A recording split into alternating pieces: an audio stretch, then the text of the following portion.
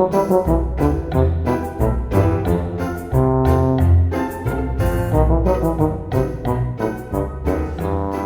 evening, I'm Ramona Rhapsody, a new associate company member with Novelties Theater, and today I'm chatting with the Salty Licks about the Little Book of Hygge by Mike Viking and other popular self-help books. Hygge is a Danish and Norwegian concept that roughly translates to coziness and everyday pursuits of happiness. Tootsie Spangles and Jack Medema get in touch with their Scandinavian roots and explore their self-help pursuits using sketch comedy and burlesque. Can they cancel their plans in time to stay in for the night? Can they fight the dark, rainy weather with soft candlelight and pithy bite-sized affirmations? Can anyone self-help their way out of poverty? Just what makes Scandinavian people so darn happy? Is it hygge? Is it fresh air? Is it socialized medicine? Join Toots and Jack as they try to crack the happiness code. Welcome, the Salty Licks.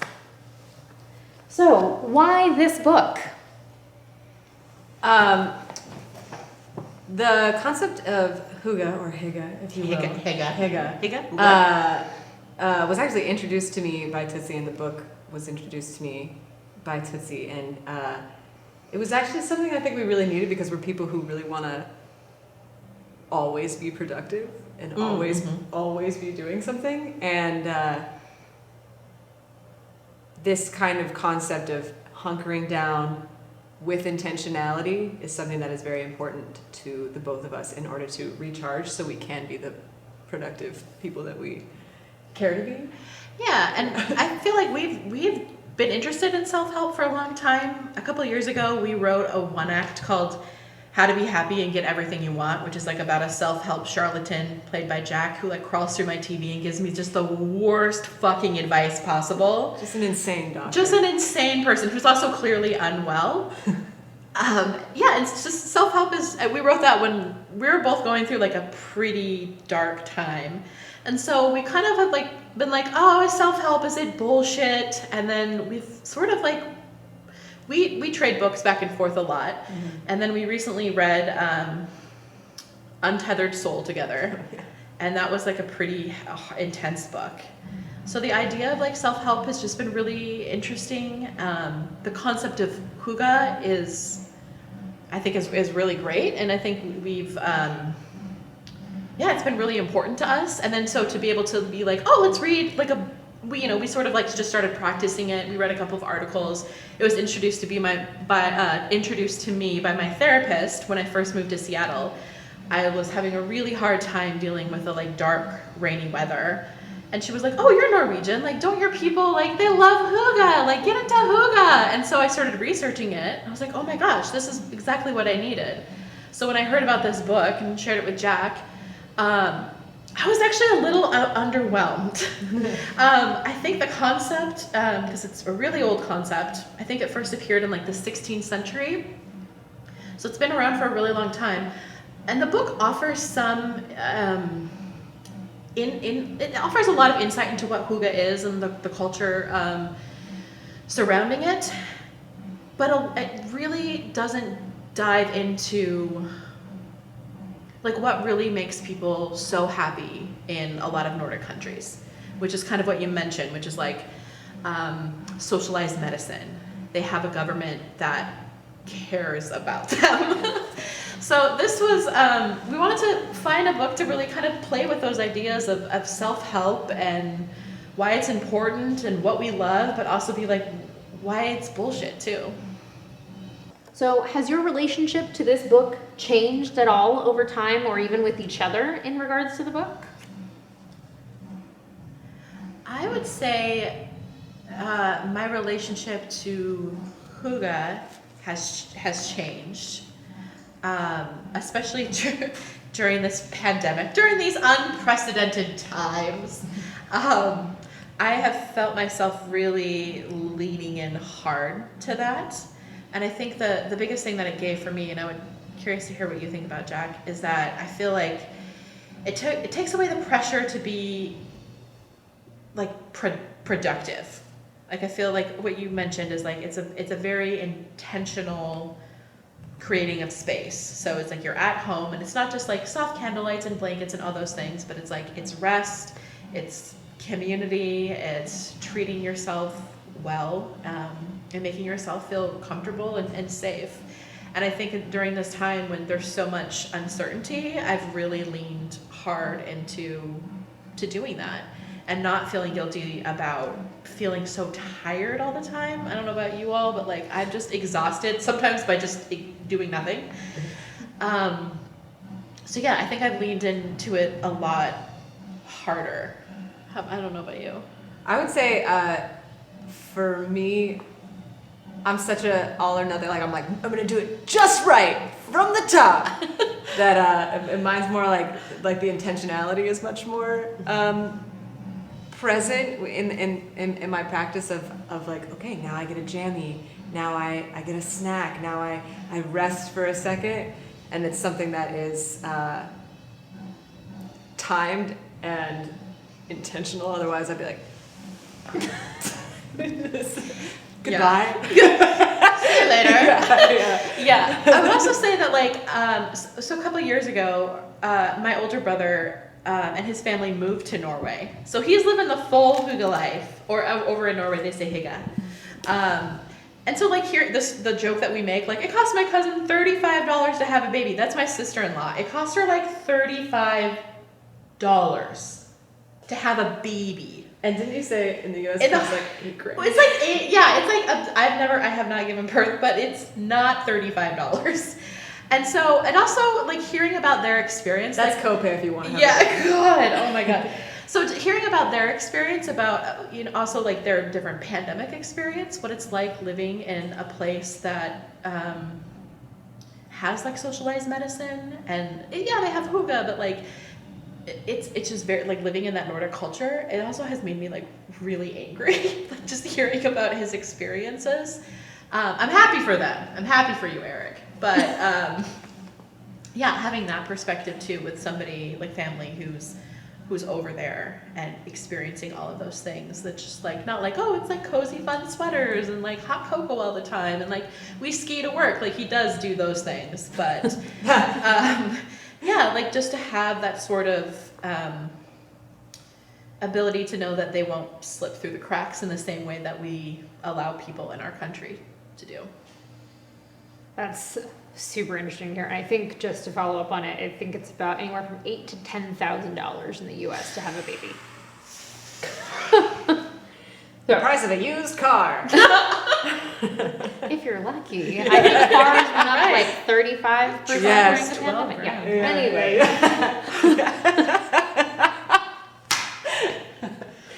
Okay.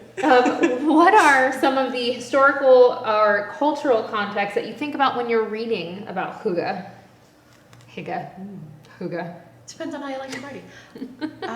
I think of how when like Hygge became really popular over here in like 2016, it immediately became like top 10 blankets to live your Hygge life, as opposed to the other parts of Hygge, which are like gathering with people and having community and cooking with people and being present. So turning off your phones and TV, and it immediately became like commercialized.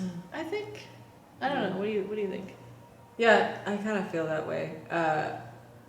Rather than a selling point for a bunch of blankets. Yeah. These are amazing though. You should buy a wearable blanket. It is important. I found even in these dark times or pandemic times that as we are able to gather more and more, I feel more intentional about the people that I'm with, and like what we do is very unified, very very food oriented, and just like socks and sinking deep into the couch and deep in relation with one another, and that's how it.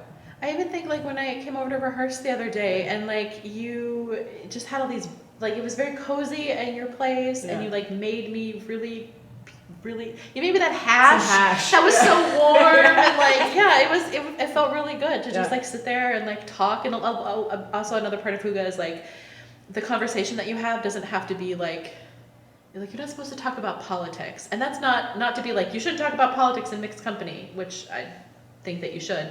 But it's like, this is a time for, like connecting and finding joy, which is like hard to do. Like don't talk about COVID or whatever horrible hell that we're in right now. But I like trying to find like other things that we can talk about. Books and movies and Yeah. crafts. Crafts.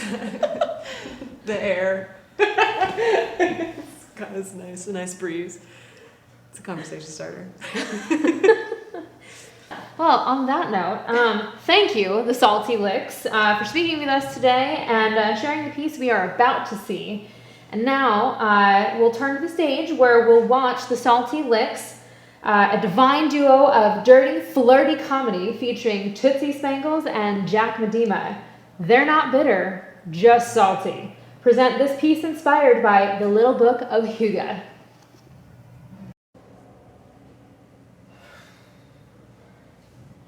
Jack! Are you almost ready? Yes. Be right there.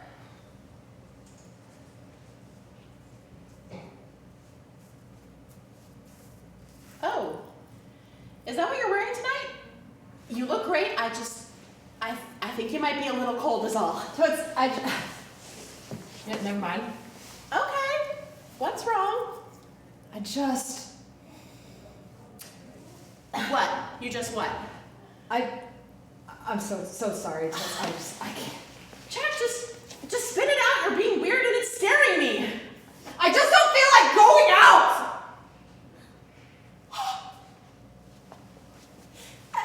I know. I always want to go out. Just talk to me. Oh, yeah! Oh! Time to get our hygge on! Yeah!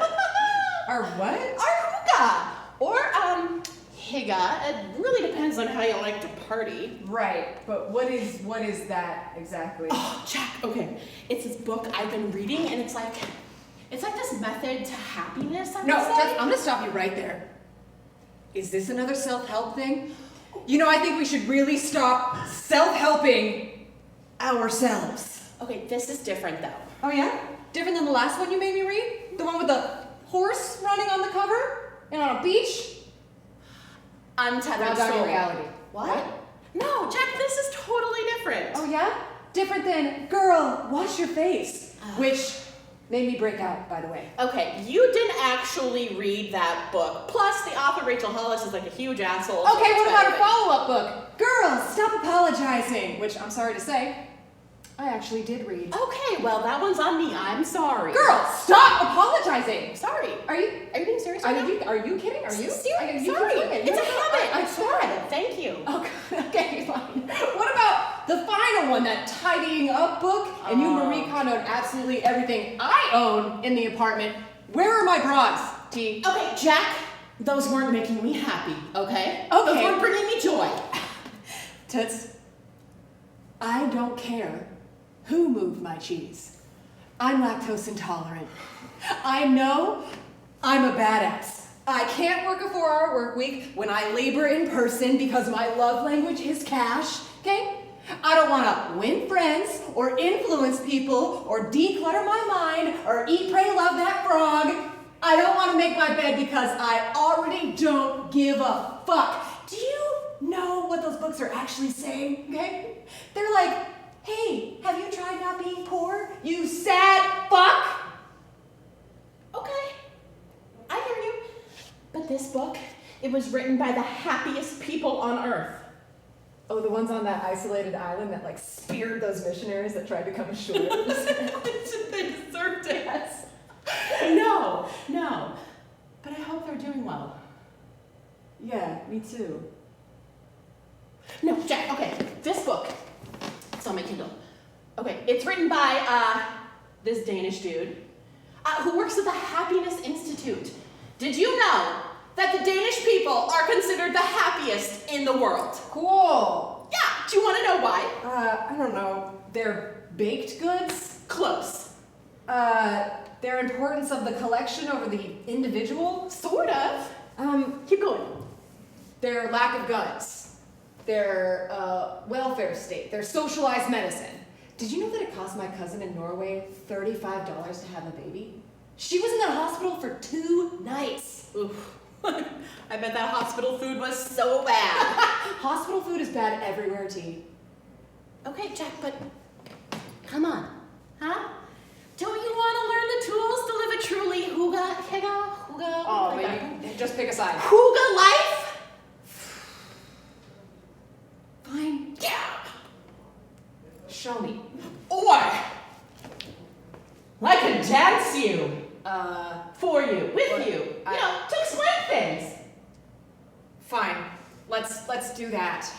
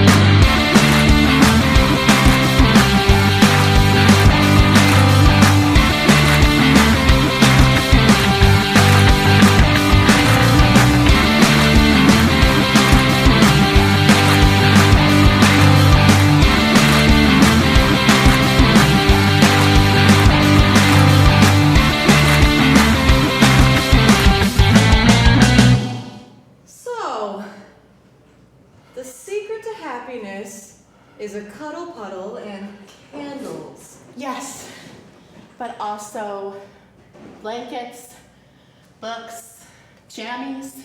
Wow. Okay. Yeah? Well, we may be poor. Yeah, but we've got good lighting. Hey, what does our government do? Ooh, careful, it's hot. Like automatic weapons, like what is that? I know, don't think too hard about that. Ooh, aren't you so cozy though? Yeah, this sure feels good. Doesn't it? Yeah. Ooh. Would you like a Danish? Please, yeah. Oh, okay. Here we go. Yeah. Man, It's pretty good, right? yeah, to Hygge. Tahina! Hey, Yeah. where'd you pull this pastry from? Don't worry about it. It smells good.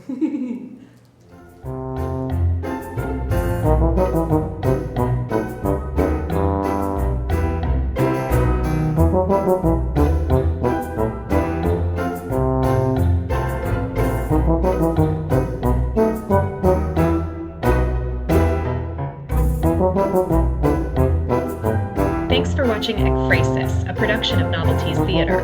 If you enjoyed this episode, we invite you to make a tax-deductible donation through the link in the video description. And don't forget to like and subscribe below so you don't miss our next episode featuring Mandy Flame and William Shakespeare's Hamlet.